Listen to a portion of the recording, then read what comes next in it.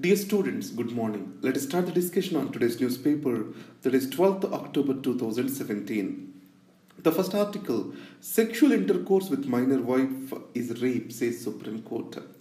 Remember here, Section 375 of the Indian Penal Code, it deals with rape.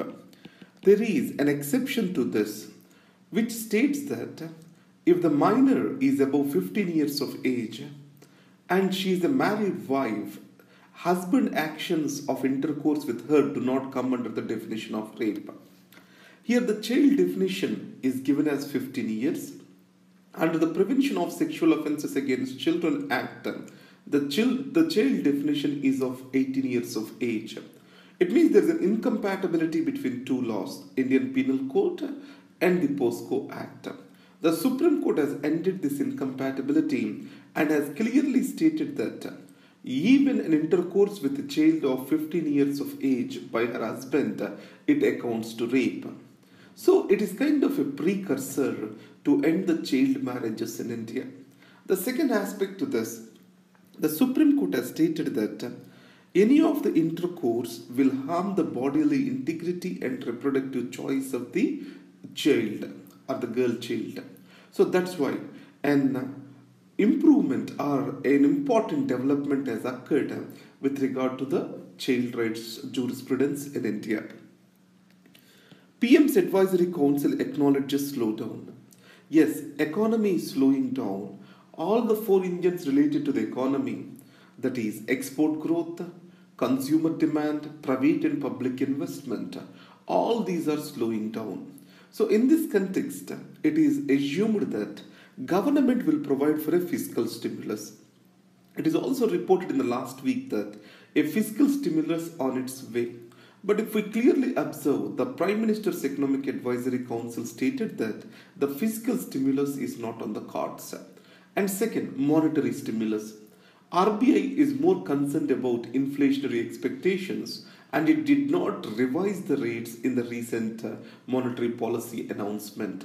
So how the government is going to tackle the slowdown, we have to see and observe over here. The Prime Minister Advisory Council is headed by Bibek Debarai, and he also stated that generation of employment is the primary motive of the government for the coming years. So coming to the editorial page, the first article by Neera Chandoke, it is about history. So we cannot ignore history or neglect it or erase it to move forward. History will always teach us something and we will remain progressive till we expect ourselves to learn from history. In these circumstances, Germany is an example.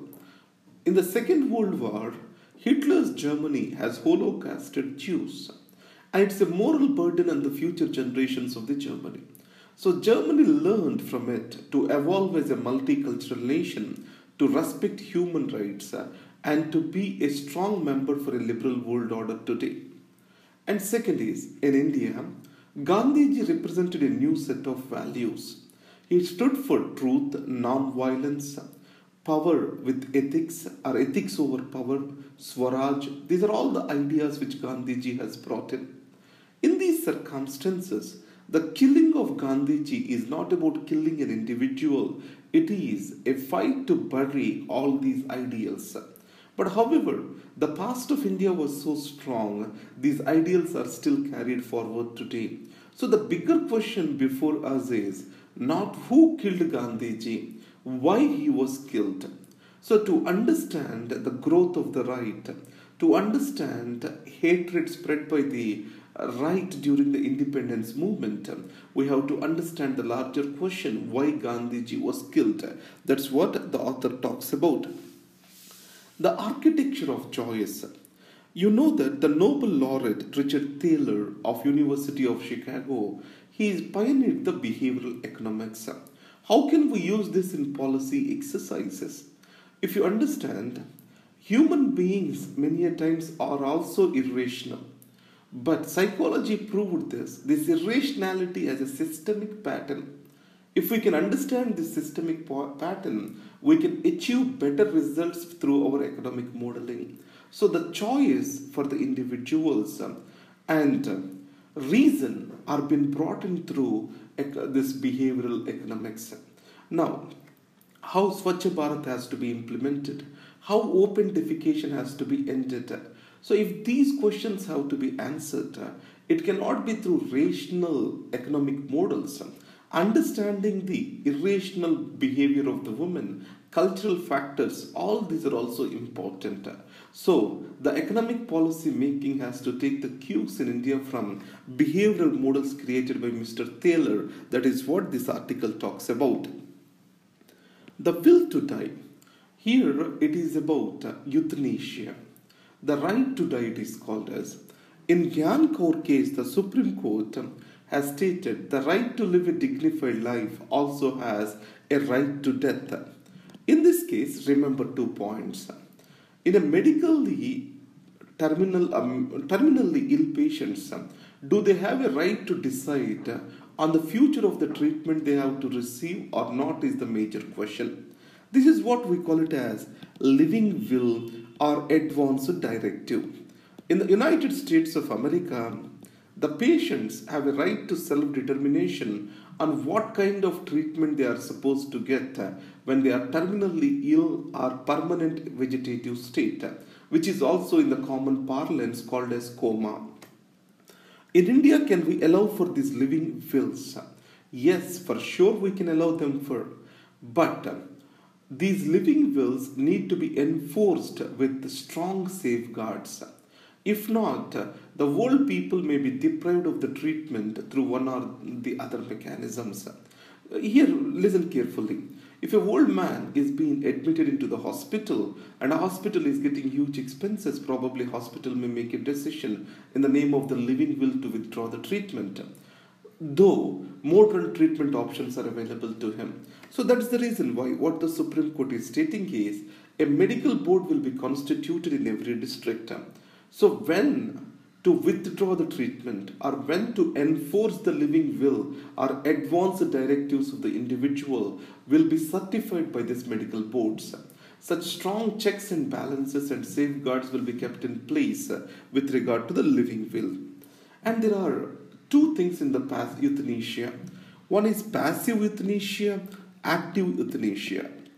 In the passive euthanasia, the medical team will withdraw the treatment which is being given. So we don't like to prolong the life. In active euthanasia, the medical treatment tries to give a certain drug to kill the patient. So there is passive and there is active euthanasia. So we are not talking about active euthanasia to end the life. What we are discussing over here is withdrawing the life support systems when the terminally ill patient is going through greater pain because of these treatments. That's what we talk about. The next is banning the bomb. So International Campaign Against Nuclear Weapons, it has got the Nobel Peace Prize. And its actions also has brought in a treaty on banning of nuclear weapons. If you take the weapons of mass destruction, biological weapons, cluster munitions, all these are banned. Only one among this list which is supposed to be banned today are nuclear weapons. So an argument can be built that the nuclear weapons, their existence and use are a threat to humanity and they can also cause great human suffering. So ICAN's effort towards this to bring in a treaty to ban the nuclear weapons has to be appreciated. Now, let's get into this. Accountability, not armor plating. It is about police reforms in India. The police reforms, these are majorly centered around modernizing the police force by providing for extra finances. The 25,000 crores recently awarded by the union government is meant to build transport, logistics and forensic laboratories for the state police forces. It is expected that it will decrease the dependence of the state police force on the paramilitary forces for systemic issues such as Naxalism, terrorism, etc. But remember carefully, the reform of police force in India is majorly focused on infrastructure and providing modern weaponry. What about the human rights or lack of sensitiveness towards the human rights? So the article demands that there has to be a greater emphasis on depoliticizing the police force and also making it accountable for its actions which are related to human life. And second aspect to this is the funds are majorly meant for modernization remain underutilized in the states. So the previous funds which are released for the states have to be audited and accounted for first, and then a new set of funds have to be released. These are the two suggestions which this article is making with regard to police reforms. And the next is making dissent invisible. It is about barring the dissents at Jantar Mantar. It is not of much importance to us. The art of the nuclear deal. It is about Iran nuclear deal, which is achieved between permanent five of United Nations Security Council plus Germany and Iran. According to this, Iran has to stop its enrichment, close down its centrifuges and enrichment facilities, and shall open itself for IAEA inspections. Now, in these circumstances, Iran has stood to its deal, but United States of America under the Trump wants to move away from the deal. So the major reason is Republicans are very much opposed to this, as they are the natural supporters of the Israel, and Saudi Arabia is also a major ally for them in the Middle East. So here, the president, according to the American law, the president has to recertify that Iran is stood by the Iran is stood by the deal for every 90 days. If he fails to recertify that, the matter goes to the Congress, and Congress shall make a decision within 60 days either to impose or reimpose the sanctions. So in this context, what can be the challenges? The credibility of the US in international diplomacy gets eroded. West Asia may become more volatile, and the hardliners in the Iran may overtake the modernizers headed by President Rouhani. These can be the consequences because of withdrawal of United States, failure of President recertifying the Iran nuclear deal. Let's go to the next page. The first article is about living will, which talks about constituting a medical board. But the next article, PM gives a fillip to rural goods. Remember certain words over here. The democracy is not just about elections. It is about achieving the participative development. This is the statement made by the Prime Minister. So I say it this way. Democracy has a procedural dimension to it, and elections represent the procedural dimension. Development, protection of rights of the people, all these comes under the substantive democracy. So Prime Minister talking about participative development is about taking forward the substantive development in the country. And second thing which he stated is the government departments shall follow an outcome approach, holistic approach for the rural development. So departmentalism is the major disease in the government. So integration of the work of different departments so that we can achieve the intended outcomes rather than outputs is what Prime Minister is suggesting. So building more schools, the increasing the number of teachers are the outputs. How many people got literated? How many people got employed? These are the outcomes. So he talks about taking the outcome approach towards the development with collaborative approach by visualizing the government as one single whole. That is the important aspect over here.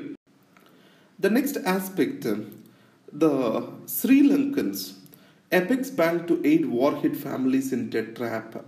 So after the war, especially in the north and the eastern regions, many of the people are not in a position to pay back their loans. So they are in a debt trap. Then the Sri Lankan bank is trying to take care of them. Next is Spanish PM threatens to suspend Catalonia's autonomy.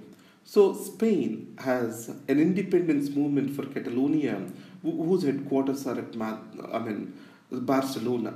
So Catalonia is a rich state, and it has most of the tourism revenue for Spain comes from Catalonia, highly employed, contributes more than 18% to GDP. Recently, it has conducted a referendum to become an independent nation. So, Prime Minister of Spain, Mr. Mariano Rajoy, has clearly stated if Catalonia wants to if Catalonia wants to take forward this independence, they will try to halt it at the every level possible, and also they will take away the existing autonomy for Catalonia. That is the threat which has come from the Prime Minister. If we see the previous Hindu editorials, it was advised that Catalonia shall be given a greater autonomy rather than threatening to take away the existing autonomy for greater integration of it with the nation. That's what Hindus advised before was for this problem. Next is the notes is given to you at lastpagelikes.in/civils prep. It will be posted there. Thank you very much and all the best.